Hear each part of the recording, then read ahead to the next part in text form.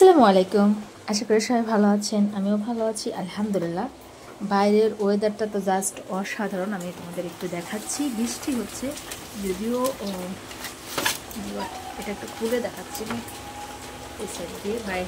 বাইরে বৃষ্টি হচ্ছে আর এদিকে চলছে চাল ভাজা। চাল ভাজাটা কিন্তু খুব ফেভারিট একটা খাবার। বৃষ্টি নামলে চাল ভাজাটা দেখে খুব মজা। আর হচ্ছে আরেকটা আছে, সেটা হচ্ছে চিড়ে ভাজা হবে। বৃষ্টির ওয়েদারে চিড়ে ভাজাটা কিন্তু খুব মজা লাগে খেতে। তোমরা যারা কখনো খাওনি চাইলে কিন্তু ট্রাই করতে পারো। এই তো এখানে চাল ভাজায় রাখা হচ্ছে আর এখানে চিড়েটা ভাজা হবে। এই যে এখানে গ্যাস চলছে, এখন আমি চিড়াটা চুলায় দিয়ে দেব। আমি চিড়াটা এখনই চুলায় দিয়ে দিচ্ছি।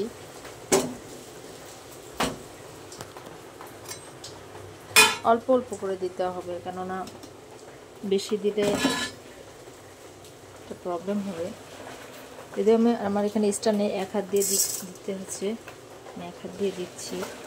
অল্প অল্প করে ভাজতে হবে, এটাকে স্কিপ করো তোমরা সবাই প্লিজ।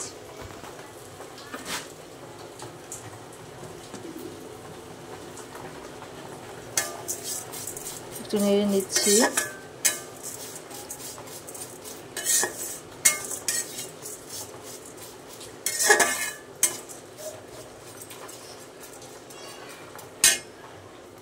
এখানে জিরাটা কিন্তু একটু লাল লাল হয়ে আসছে।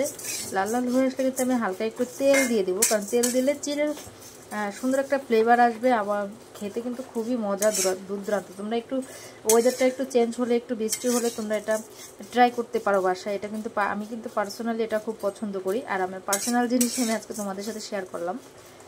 এটা কিন্তু খুব ভালো একটা, কারণ মুড়ি তো আমরা সচরাচর সবসময় খাই। মুড়িটা খেতে খেতে ভালো লাগে না, কেমন যেন লাগে। তো মাঝে মধ্যে এই প্রসেসটা করলে খুব ভালো লাগে।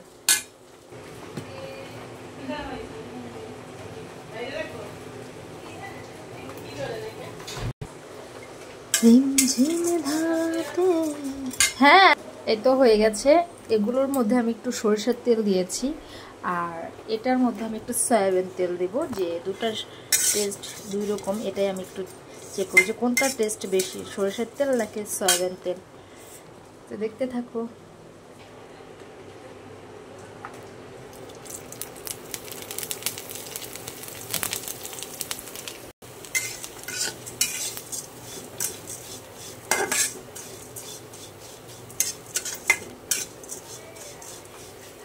তো ফাইনালি হয়ে গেল ভাজা।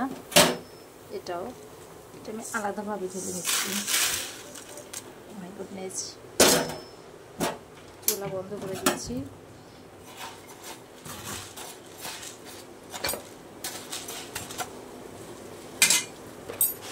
হয়ে গেছে।